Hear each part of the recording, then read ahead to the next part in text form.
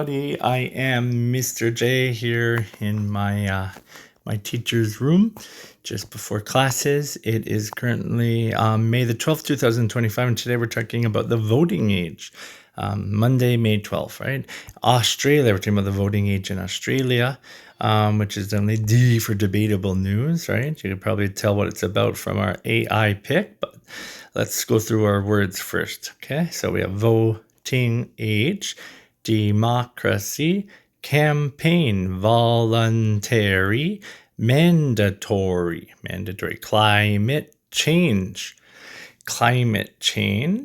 housing, taxes, tried as adults, maturity, ballot, wellbeing, Gen Z, millennials, and legislation, right? A few difficult words, but not too bad.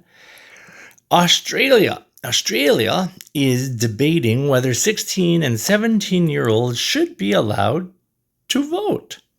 A youth campaign called Make It 16 says teens already work, pay taxes, and can be tried as adults, so they should help decide on laws, especially about climate change and housing, right? It's their future. Some countries like Austria, not Australia, Austria, don't get confused, Brazil, and Scotland already let 16-year-olds vote. The Greens and some independents, these are Australian political parties, support the idea and want to make voting voluntary or mandatory for teens. But bigger parties like Labour and the Liberals are unsure. Critics say it might affect schools, and some worry teens aren't mature enough. A study from the Medical Journal of Australia says early voting could help youth well-being and increase democratic participation. As millennials and Gen Z grow in number, more people are asking if young voices should be heard at the ballot box, okay?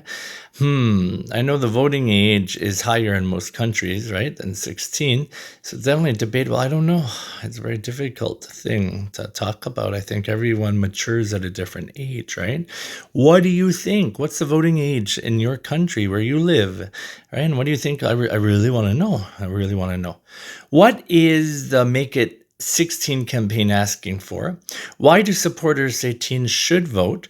What do critics worry about? Which political groups support lower voting age? And what does the Medical Journal of Australia say? Those are our questions. All right, word of the day, ignite. We're talking about firewords, right? And this actually shows you the meaning. The AI decided to make up this picture today, which shows the first meaning and the non-fire meaning, okay? And if you look closely, maybe you can see it, but we'll look at that anyway. So first, fire meaning, ignite, to start a fire or cause something to begin burning. But the non-fire meaning, ignite, to cause a strong emotion or to start something intense, like a debate or passion. And it seems similar, though, like starting something. The pronunciation isn't too bad. Here's the spelling, and you can see the same pronunciation written in a different way. Ig. And then night, like it's nighttime, night, same pronunciation, night, ignite. There's two syllables with emphasis on the second syllable. So ignite like this. Let's look at some example sentences.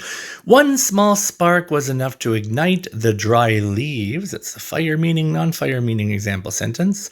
Her speech ignited a wave of inspiration in the audience. Ignite. All right, see, look at this. See this? I brought this up from my AI, and I was fighting with my AI, right? And I yelled at my AI, and I said it should be showing facts about the weather, and then it's telling me all these things. I accidentally pasted that here. Sorry about that. But what do you use your AI for? I use it to check the weather like this, all right? So here, let's see. In Seoul, South Korea, there's a high temperature of 25 and a low of 14, and it will be sunny. An interesting fact is here.